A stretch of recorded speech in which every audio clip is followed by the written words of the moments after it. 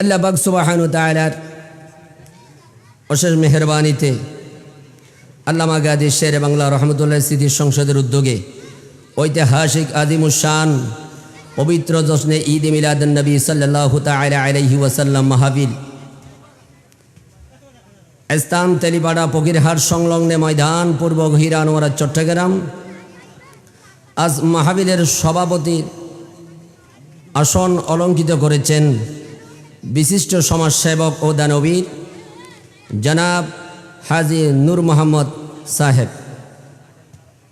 সভাপতি অত্র এলাকার শাহ সুফি আসহাবউদ্দিন শাহ রহমতুল্লাহি আলাইহির কেন্দ্রীয় শাহে জামে মসজিদের সভাপতি এবং বিশেষ করে প্রধান অতিথি হিসেবে উপস্থিত থাকবেন জনাব আলহাজ মোশাররফ হোসেন, আহ্বায়ক আনোয়ারা উপজেলা বিএনপি, জনাব মেজবাউদ্দিন চৌধুরী জাহেদ, মোহাম্মদ শাকাওয়াত হোসেন শাহেদ, জনাব মোহাম্মদ তৌহিদুল ইসলাম প্রবাসী আফ্রিকা, জনাব মোহাম্মদ সাদেক হাসান, জনাব মোহাম্মদ মনিরুদ্দিন খান, জনাব মোহাম্মদ ওমর ফারুক জিশান, জনাব আবু তৈয়ব মোহাম্মদ রাসেল প্রবাসী, জনাব মোহাম্মদ আব্দুস সবুর কোম্পানি এবং বিশেষ করে মেহমানে আলা হজরতুল হাজ আল্লামা সেকান্দর হোসেন আল কাদরি মাদ্দাজিলহুল আলী, চেয়ারম্যান রাবেতায়ে উলামায়ে আহলে সুন্নাত বাংলাদেশ।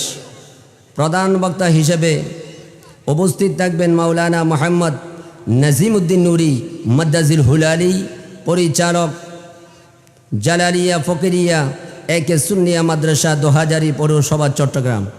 এবং বিশেষ বক্তা হিসেবে আমাদের মঞ্চে উপস্থিত হয়েছেন মাওলানা মোহাম্মদ আবুল কাশেম বিন সৈয়দ ফারুকি মাদ্দাজিলহুল আলী, খতিব রুস্তমহাট বাজার কেন্দ্রীয় জামে মসজিদ আনোয়ারা চট্টগ্রাম।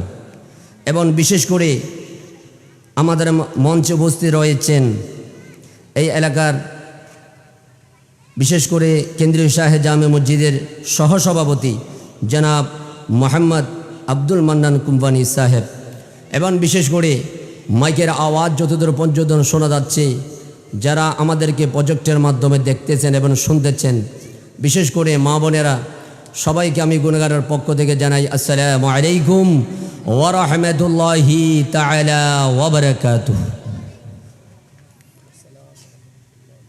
সুবহানাল্লাহ ওয়ালহামদুলিল্লাহ লা ইলাহা ইল্লাল্লাহ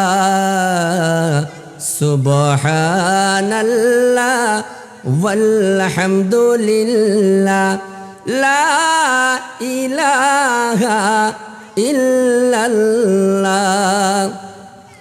তুমি জীবন তুমি মরণ, তুমি জীবন তুমি মরণ, আধার গরের তুমি আপন, তুমি মুদের পাড়ের তরি, তুমি মুদের পাড়ের তরি, তুমি নিদানের তরানেওয়ালা, ইয়া রাসূলাল্লাহ ইয়া হাবিবাল্লাহ, ইয়া রাসূলাল্লাহ ইয়া হাবিবাল্লাহ, ইয়া রাসূলাল্লাহ।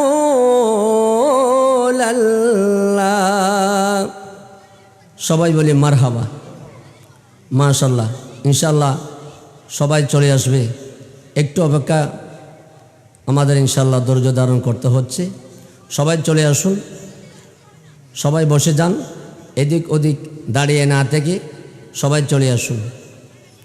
আমি গুনাহগার, আমার রাসূল পাক সাল্লাল্লাহু তাআলা আলাইহি ওয়াসাল্লামের শান সম্পর্কে একটু আলোচনা করে আমি আমার বড় ভাইকে দিয়ে দেব। গভীর মনোযোগ। আল্লাহ পাক সুবহানাহু ওয়া তাআলা ৩০ পারা কালামে মাজিদের মধ্যে সূরা ইনশিরার আমি একটি আয়াত গানে তেলাওয়াত করেছি। আমার আল্লাহ পাক সুবহানাহু ওয়া তাআলা আল্লাহর মাহবুব নবীর শান সম্পর্কে কোরআনে কারীমের মধ্যে এমন সুন্দরভাবে ঘোষণা দিয়েছেন। পৃথিবীর জগতের মানুষ শুনো, আপনি আমি যদি রাসূল পাক সাল্লাল্লাহু তাআলা আলাইহি ওয়াসাল্লামের শান গুণগান যদি আমরা সবাই মিলে যদিও আমরা আমার রসুলের গুণগান না গাই, তারপরে আমার আল্লাহ সুবহানাহু ওয়া তাআলা বলেন আমার রসুলের কোনো শান কমবে না। কারণ আমার আল্লাহ সুবহানাহু ওয়া তাআলা বলেন পৃথিবীর জগতের যদি কেউ আমার রসুলের শান মান গুণগান যদি না গায়, কিন্তু আমি আল্লাহ সুবহানাহু ওয়া তাআলা হামেশা আমার রসুলের গুণগান আমি আল্লাহ তাআলা গেয়ে থাকি। চিৎকার দিয়ে বলুন সুবহানাল্লাহ। আমার রসুলের শান আমার আল্লাহ বুলন্দ করেছেন। কে বুলন্দ করেছেন? আল্লাহ। কিন্তু এখন তো আমাদের মাঝে অনেক ইনসান রূপে বেয়াদব রয়েছে যে আমার রসুলের শানকে কাটো করতে চাই। কথা বলুন ঠিক কিনা? আপনারা ইউটিউবের মধ্যে দেখেছেন আমার রাসূলকে কাউবয় বলেছে। নাউজুবিল্লাহ বলেন। কি বলেছেন? কাউবয় বলেছেন। কারণ কাউবয় কাকে বলে সেটাও জানে না। কথা বলুন ঠিক কিনা? সেজন্য যারা বেয়াদবি করবে বেয়াদবির শাস্তি আমার আল্লাহর পক্ষ থেকে হয়ে যাবে। কথা বলুন ঠিক কিনা? সেজন্য আমরা যারা আশিক রাসূল রয়েছি আমরা অন্তত রাসূলের শান যদিও বা বেশি গাইতে না পারি, যদিও বা রাসূলের দরুদ আমরা বেশি পড়তে না পারি, কিন্তু আমাদের একটা গুণ রয়েছে, সেটা হচ্ছে আমরা বেয়াদব থেকে মাহরুম। কথা বলুন ঠিক কিনা? সেজন্য আমার রসুলের শান সম্পর্কে আল্লাহ কোরআনের আয়াত দিয়েছেন। আর যারা কাউবয় বলে রাইন শব্দ ব্যবহার করেছেন, সাথে সাথে আমার আল্লাহ সুবহানাহু ওয়া তাআলা এরকম বেয়াদবের মুখ থেকে উচ্চারণ করবে সেটা আমার আল্লাহ জানেন। সেজন্য কোরআনে কারীমের মধ্যে সাথে সাথে আয়াত নাযিল করে দিয়েছেন। কথা বলুন ঠিক কিনা? বিসমিল্লাহির রহমানির রহিম। ইয়া আইয়ুহাল্লাযীনা আমানু লা তাকুলু রাঈনা ওয়া কুলু দুরনা ওয়াসমাউ ওয়ালিল কাফিরিনা আযাবুন আলীম।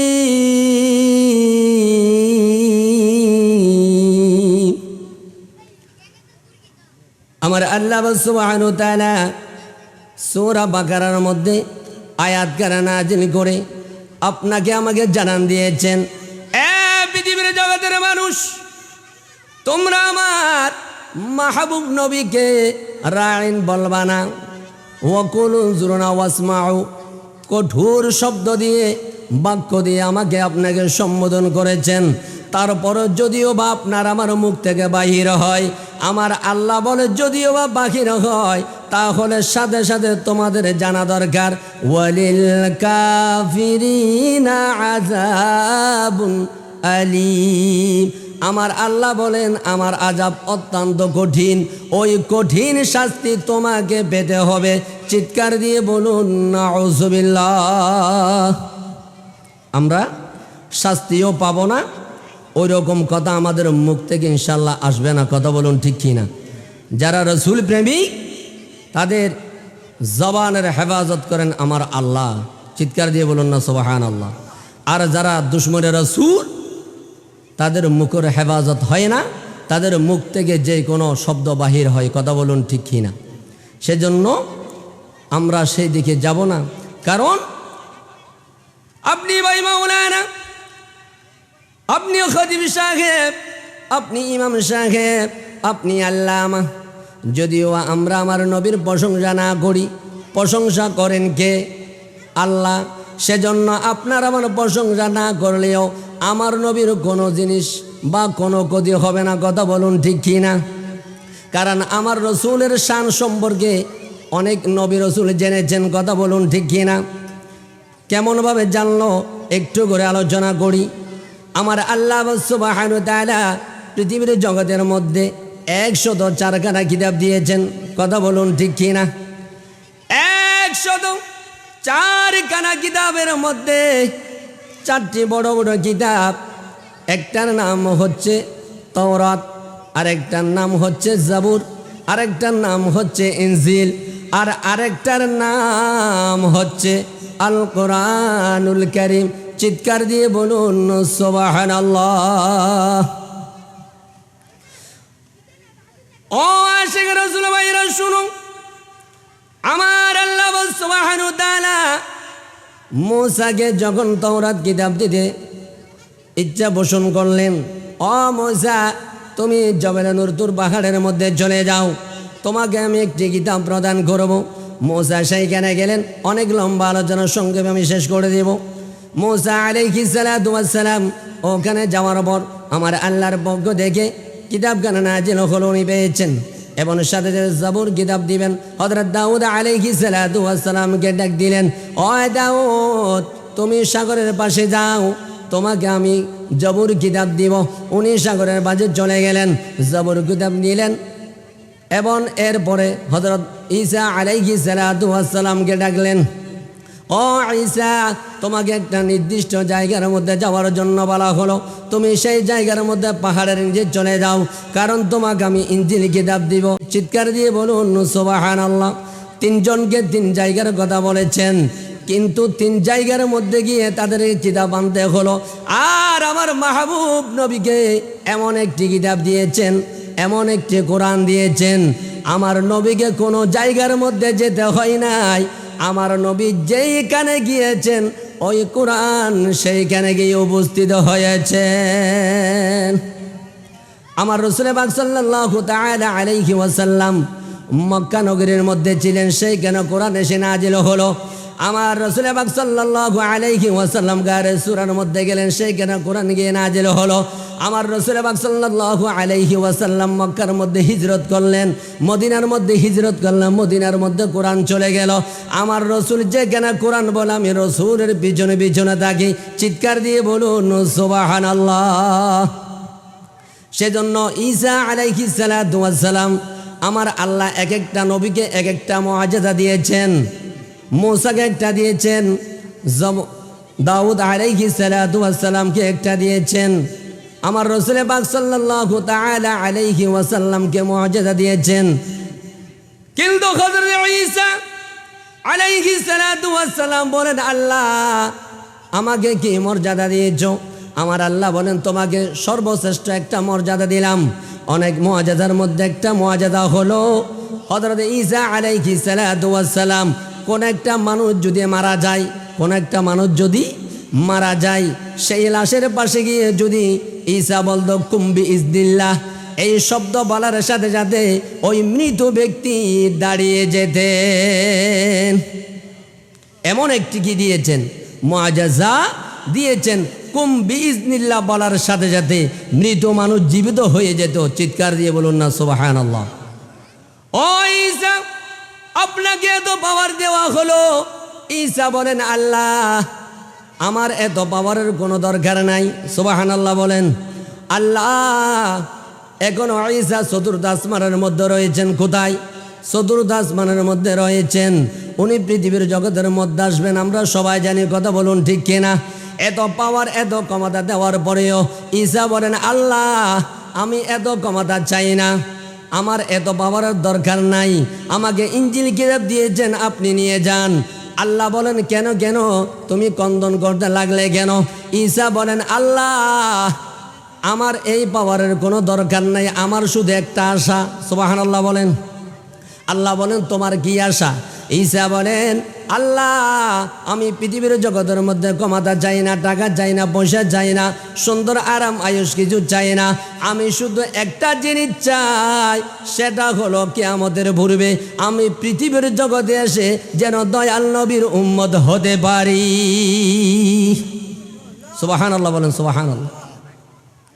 নবীর উম্মত এত দামি, যেই নবীর উম্মত হওয়ার জন্য পাগল পাড়া হয়েছেন হজরত ঈসা আলাইহিস সালাতু ওয়াস সালাম।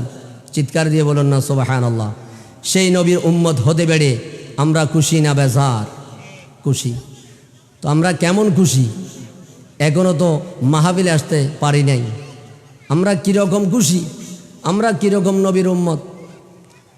আমরা বলি শ্রেষ্ঠ নবীর উম্মত, কথা বলুন ঠিক কিনা? আমরা শ্রেষ্ঠত্ব লাভ ততক্ষণ করতে পারবো না যতক্ষণ পর্যন্ত নবীকে শ্রেষ্ঠ নবী হিসেবে ভালোবাসতে পারবো না, কথা বলুন ঠিক কিনা? আমরা তখন শ্রেষ্ঠ উম্মত ওয়ালা হব যখন আমার নবীকে আমরা অন্তরের স্থল থেকে ভালোবাসবো, কথা বলুন ঠিক কিনা? এমনি মুখে বললে হবে না আমি আশিকের রাসূল, কিন্তু কাজে করতে হবে। কারণ বৃক্ষ তোমার নাম কি বলে পলে পরিচয়, কথা বলুন ঠিক কিনা? বৃক্ষর নাম ফল দেখে বলতে পারে, গাছের নাম এমনি এমনি বলা হয় না, ফল দেখলে গাছের নামটা উচ্চারণ হয়ে যায়, কথা বলুন ঠিক কিনা? সেজন্য যারা আশিকে রাসূল তারা ঘরে বসে থাকবে না, তারা মাহফিলে চলে আসবে, কথা বলুন ঠিক কিনা? সেজন্য আমি অনুরোধ করব আপনারা মাহফিলের মধ্যে চলে আসুন। কারণ আমি বারবার উচ্চারণ করতে বাধ্য হচ্ছি, আমাদের মঞ্চের মধ্যে আপনাদের বিশেষ আকর্ষণ উপস্থিত হয়েছেন, কথা বলুন ঠিক কিনা? সালাতুন ইয়া রাসূলুল্লাহ আলাইকুম সালামুন ইয়া आने वाला है महबूब मेरा, आने वाला है महबूब मेरा, अर्श कुर्सी फरिश्तों सजाओ, सर्द कर दो जहन्नम की आतिश और जन्नत को दुल्हन बनाओ। सलातुन या সালামুন ইয়া হাবিবাল্লাহ। আপনাদেরকে একটা ঘটনা বলি।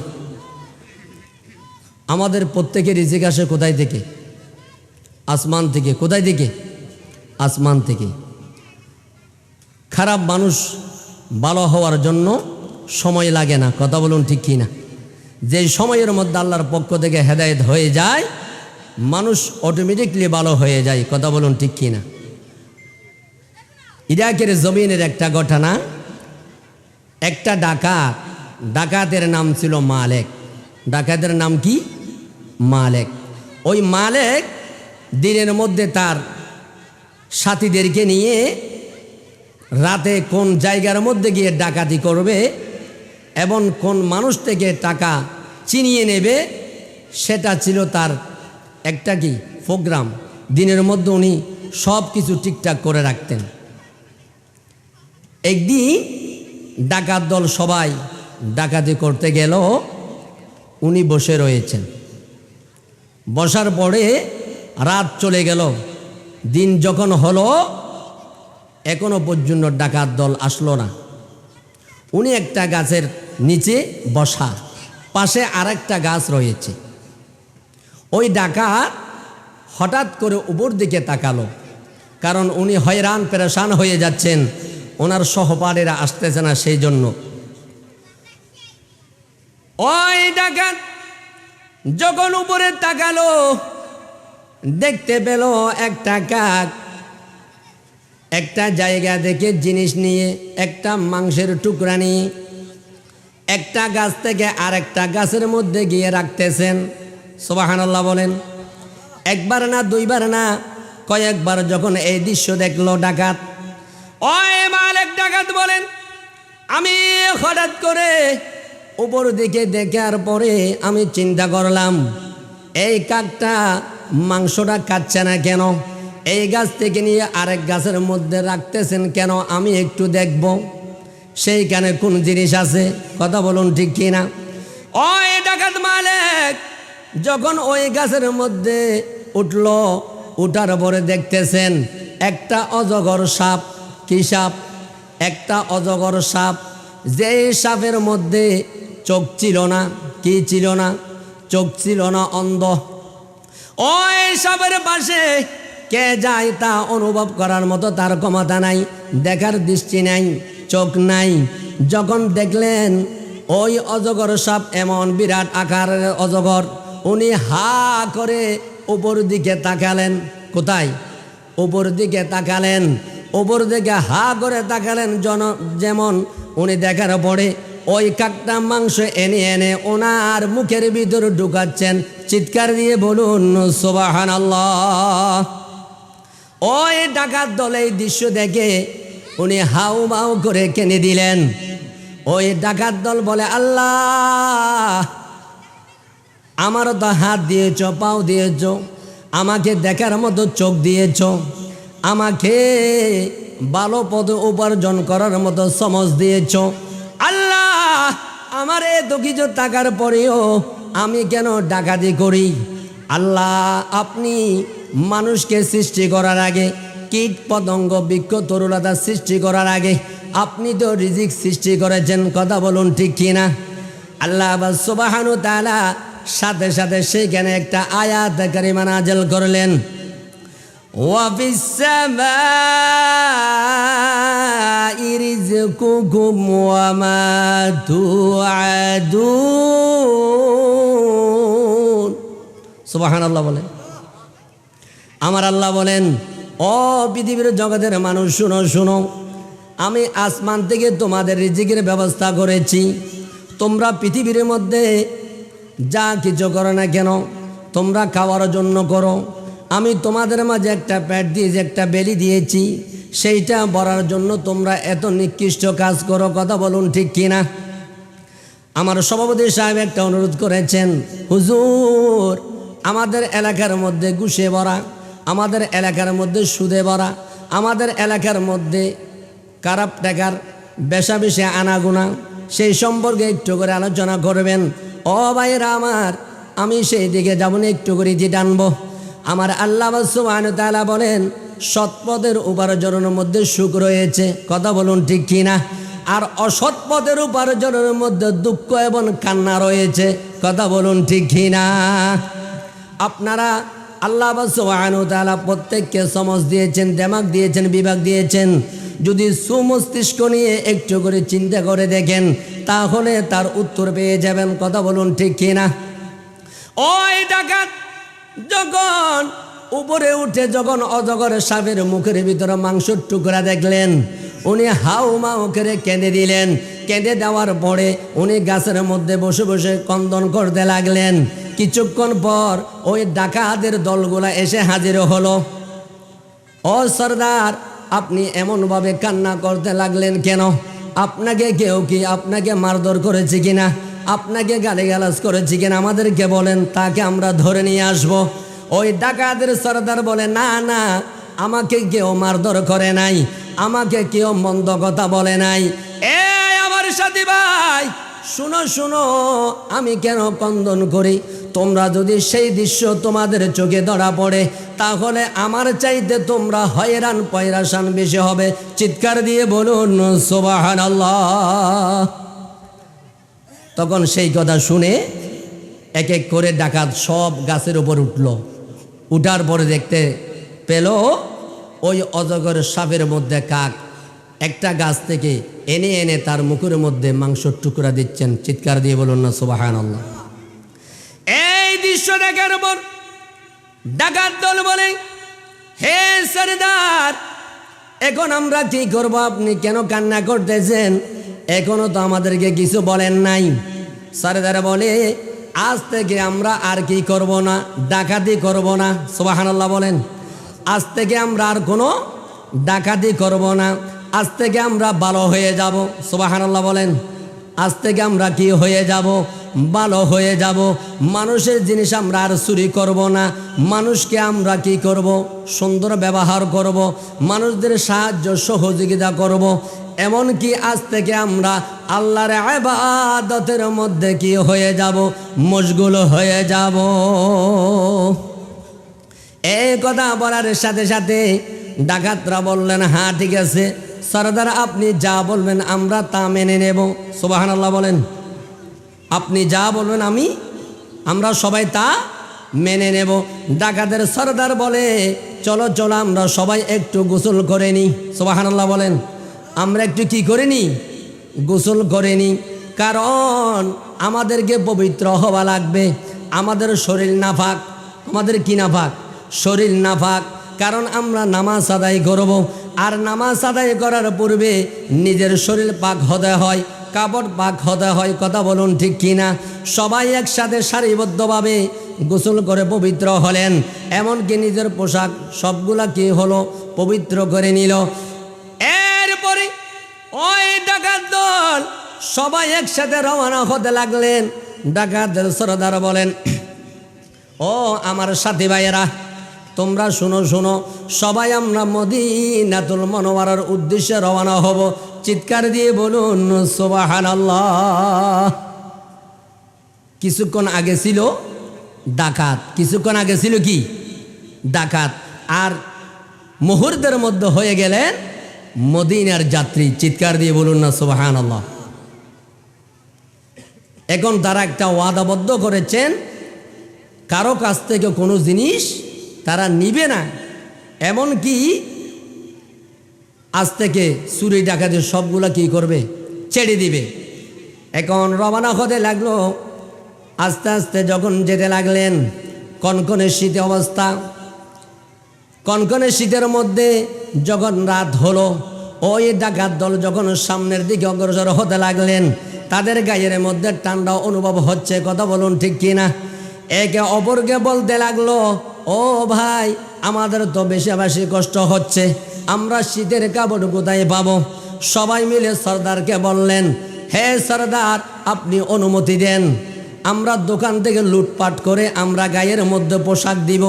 নাউজুবিল্লাহ বলেন। দোকান থেকে লুটপাট করে আমরা কি করব? গায়ের মধ্যে পোশাক দিব, আপনি একটু অনুমতি দেন। ডাকাতের সর্দার বলেন, না না, আমি তোমাদেরকে অনুমতি দিতে পারবো না। কারণ কেন? তোমরা আমার সাথে ওয়াদাবদ্ধ হয়েছ, আমরা কোনো খারাপ কাজ করব না। কথা বলুন ঠিক কি না? এই কথা বলার পরে ওই ডাকাতের দল সেইখান থেকে সামনের দিকে যেতে লাগলেন। যেতে যেতে যেতে যেতে তারা তাদের পেটের মধ্যে অনেক খিদা পেয়েছে। খিদা পাওয়ার পরে তাদের খাওয়ার জন্য কোনো টাকা পয়সা নাই, খাওয়ার জন্য তেমন কোনো জিনিস নাই। তখন তারা সবাই বলতে লাগলো, চলো আমরা সবাই মিলে মানুষদের ঘর থেকে আমরা কি করি? চুরি করি। কারণ আমাদের পেটের মধ্যে কোনো খানা নাই, আমরা সামনের দিকে যেতে পারবো না। এই কথা যখন সবাই মিলে ডাকাতের সর্দার মালিককে বললেন, মালিক বলেন, না না, তোমরা আমার সাথে ওয়াদাবদ্ধ হয়েছ, আমার এবং আপনাদের দ্বারা কোনো একটা খারাপ কাজ হোক সেটা আমি চাই না। যদি যতক্ষণ পর্যন্ত প্রাণ থাকবে ততক্ষণ পর্যন্ত আমি সৎপথের মধ্যে থাকবো। চিৎকার দিয়ে বলুন সুবহানাল্লাহ। সালাতুন ইয়া রাসূলুল্লাহ আলাইকুম সালামুন ইয়া।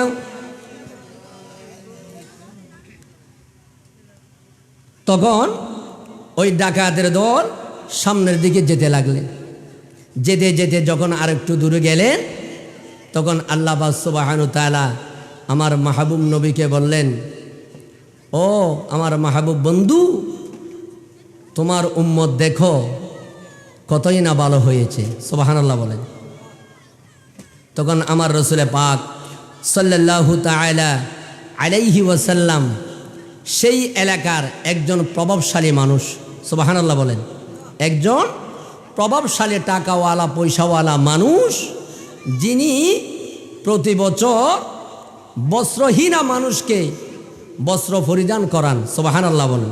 বস্ত্রহীনা মানি পোশাক ছাড়া মানুষ। অনেক মানুষ রয়েছে যাদের পোশাক কেনার মতো সামর্থ্য নাই। কথা বলুন ঠিক কিনা?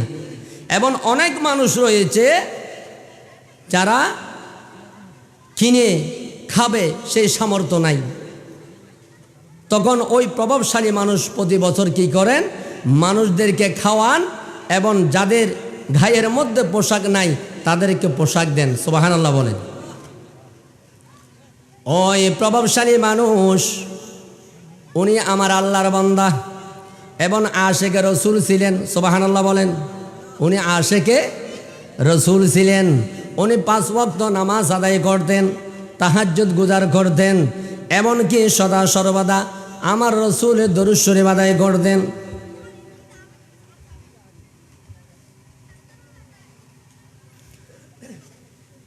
একটু দরুদ শরীফ পড়ি।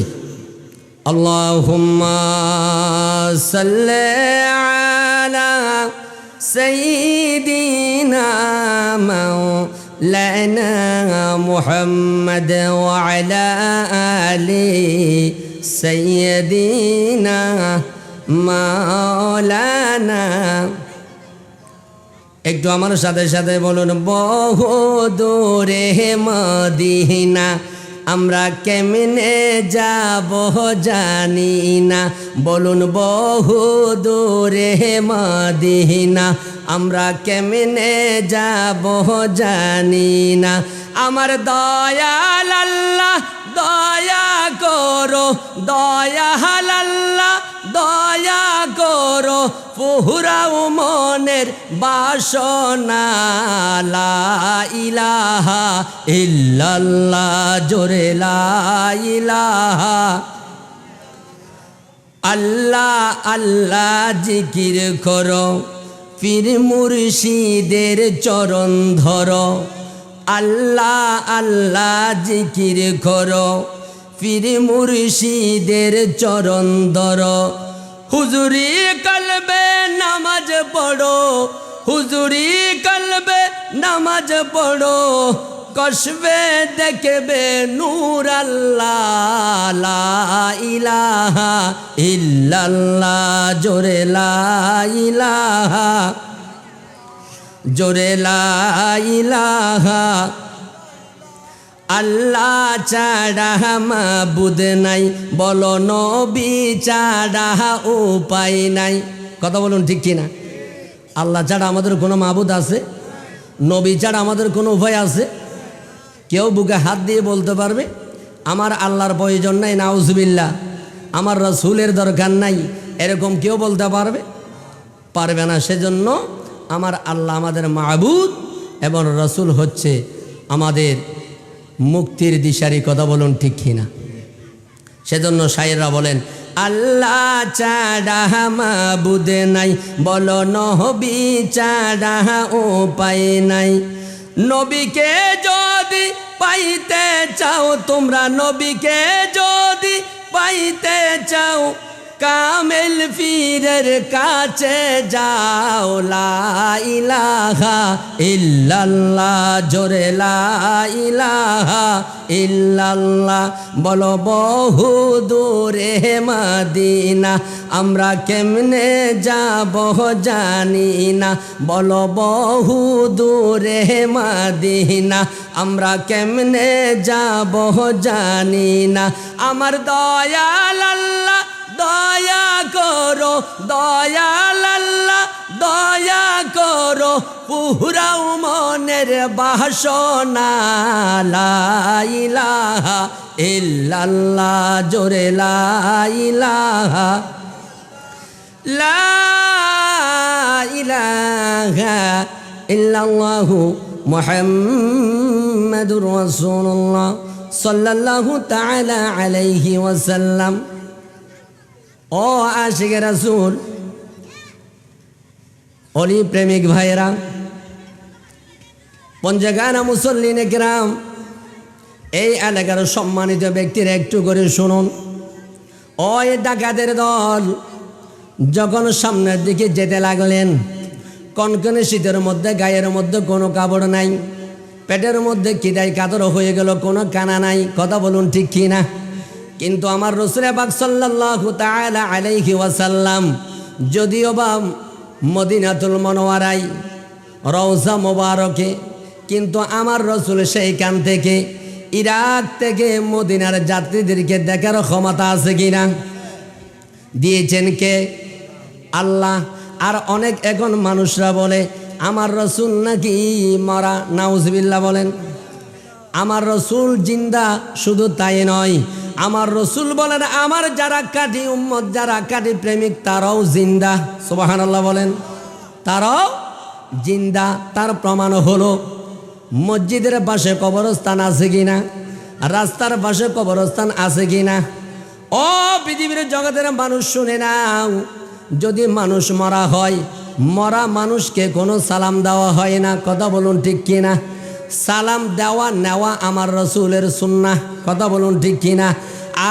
আর সালাম দেওয়ার সাথে সাথে বড় করে উত্তর দেওয়াটা হলো ওয়াজিব। কথা বলুন ঠিক কিনা?